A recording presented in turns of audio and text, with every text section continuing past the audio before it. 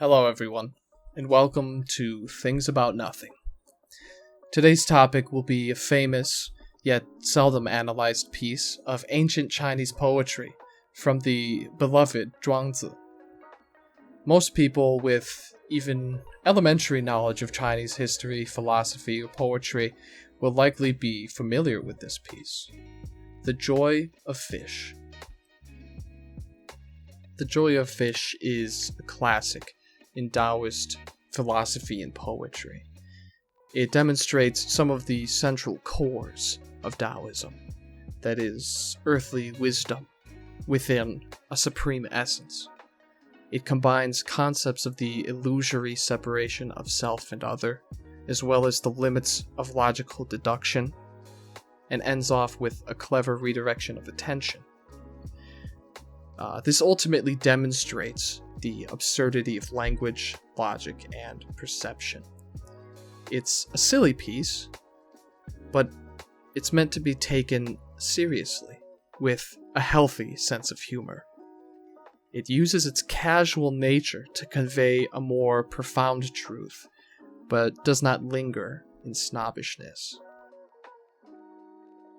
This is very much in line with the frequently portrayed attitude of Zhuangzi, who is decidedly against, if not outright antagonistic to, overly serious academic sermonizing. The core of his worldview is the concept of xiaoyao, which can be said to be the principle of the Taoist concept wu wei, set to action.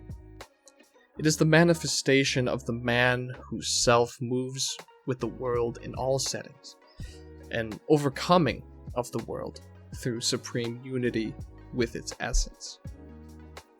In my mind, the beauty of this concept of xiaoyao is its openness to interpretation and its likely intentional obscuring of meaning. To some, it may mean the passive pursuit of unbridled freedom and detachment from the world. To others, it might be more akin to stoicism, a call to persist regardless of the chaos of the world. It sets itself apart from humanly affairs in that it is not large or small. It cannot be sought, as seeking would entail strenuous effort and negate its effortless nature. It is attainable explicitly through discarding that which holds one to earth and human affairs. Through abandoning, it is achieved. Once achieved, it represents the pairing of the self and the other. Nature herself combines with man, whose station is low, yet whose spirit becomes unburdened. Let's get started. The following text and translation are provided by David K. Jordan, Professor Emeritus of Anthropology at UC San Diego. He retired in 2004, and this website was created in 1996. Suffice to say, it's a bit of a relic, but one of great use. I'll provide the link in the description below. We'll first do a read-through, and then focus some more on the content. I'm going to shamelessly borrow the context from this article. It's incredibly useful to understand the humor in this poem. Admittedly, the author states that this poem is one of the more famous among Chinese philosophy, and is more or less known worldwide, but Taoism as a whole is often overlooked, especially among Western audiences. The key takeaway from this introduction is the use of the Chinese word an. In the modern day, it has a variety of meanings, ranging from quiet, safe, healthy, to install, as in install an AC unit, install a refrigerator. In this poem, however, an means both how and where. The significance of this will be apparent upon reading. Let's begin the read-through. Zhuangzi and Huizi were strolling on a bridge over the river Hao. Zhuangzi said, "The fish are out swimming about. That is the joy of fish." Huizi replied, "You are not a fish. From what do you know the joy of fish?" Zhuangzi said, "You are not I. From what do you know whether I know the joy of fish?" Huizi riposted, "I am not you, and so I can't know. It follows that since you are not a fish, you can't know the joy of fish. So there." Zhuangzi answered him, "The thing is, when you asked, where can you know the joy of fish from? You already knew that I knew this in order to ask me from what I knew it. I knew it from the bridge over the river Hao." The logic is relatively simple, although it may appear confusing through conversational language. In this exchange, Zhuangzi makes a claim of the joy of fish. He sees the fish swimming about and believes it to be a sign of their joy. Huizi rebuts, claiming that Zhuangzi is not a fish. How could he possibly knows what brings a fish joy, let alone that a fish may feel joyous? Zhuangzi's following reply can be rephrased. "You claim I cannot know the joy of fish, but you, likewise, do not know me. How is it that you can claim I do not know the joy of fish?" Zhuangzi claims to know the fish, to which Huizi claims that the fish is the other, not himself. Therefore, he is incapable of knowing with certainty how the fish feels.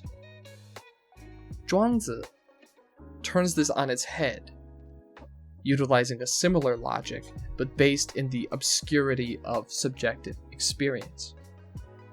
Claiming that it is possible he, Zhuangzi, can know, and whether or not he does or does not know, is likewise unknowable to Huizi. Huizi then agrees, proclaiming that he does not know for certain whether or not Zhuangzi can know. However, since Huizi cannot know Zhuangzi, this further proves that Zhuangzi is incapable of knowing the fish. If a man cannot fully comprehend his fellow man, especially in the case of a master and student, then how could it be possible that Zhuangzi could know a fish? In the final line, Zhuangzi recognizes the fruitlessness of the debate, in that the premises themselves are totally unknowable. Perhaps it is impossible to know the fish.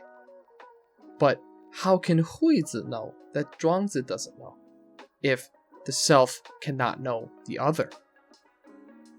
Zhuangzi sees the question Huizi posed as implicitly accepting the concept that he does, or could, know how the fish feel. Within this exists a stark contradiction. If Huizi knows that Zhuangzi cannot know, then the other can know the self, and the self can know the other. By this logic, then Zhuangzi can very well know the fish. Therefore, he kills the conversation with light humor. "I know it from the bridge over the Hao River." Now this is where the word "an" comes into play. As previously stated, it means both how and where. In the former conversation, or at the beginning of the conversation, "an" is used to mean how, as in, how can you know how the fish feels? But the final statement by Zhuangzi uses it as where. He takes the word where literally, jovially stating that he saw the joy of the fish from the bridge over the Hao River. As it is clear that Zhuangzi is more or less being belligerent in debate, Huizi has a more coherent argument. But from my point of view, both men are correct in their own way. Where Huizi claims that a fish cannot be known, and I would agree, rightfully so, Zhuangzi sees his own joy reflected in the carefree movements of the fish. Does he know them? Does he know that they're joyful? Almost certainly not. But they can represent his joy as an artistic or rhetorical object. He does not literally know their emotions, but he knows that they can be a vehicle for his emotions, that there exists a connection between them, a piece of them in him, and a piece of him in them, even if only trapped in flights of fancy. To me, this raises a question. Can the fish be joyful if one imagines them to be? The world is built on action, and action is fueled by will. But what is it that shapes our will? What is it that our will works towards? I also found a rather astute analysis by a commenter, Casper, on a philosophy message board, which is as follows. I always read The Happiness of Fish with Schopenhauer in the back of my mind. Obviously, the happiness experienced by a human or fish must mean something radically different.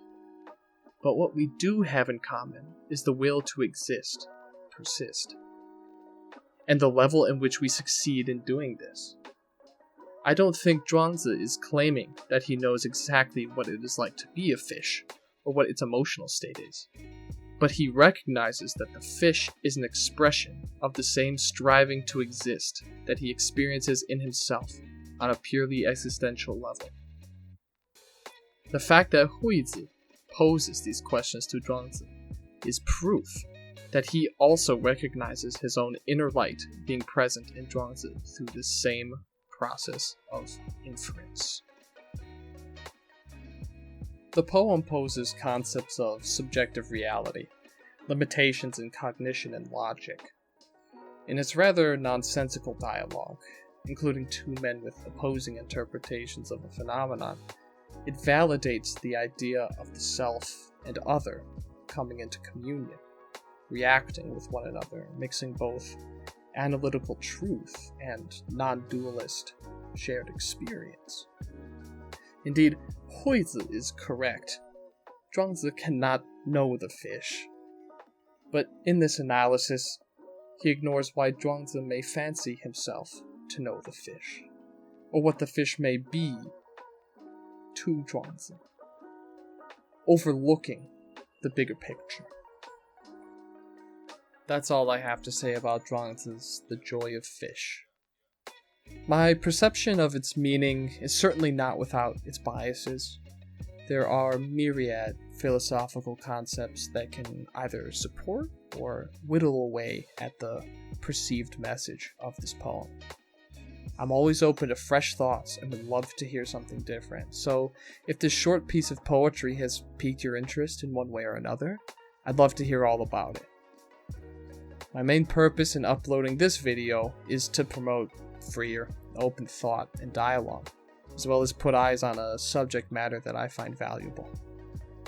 Consider this video to be a jumping off point for curiosity, rather than a comprehensive introduction.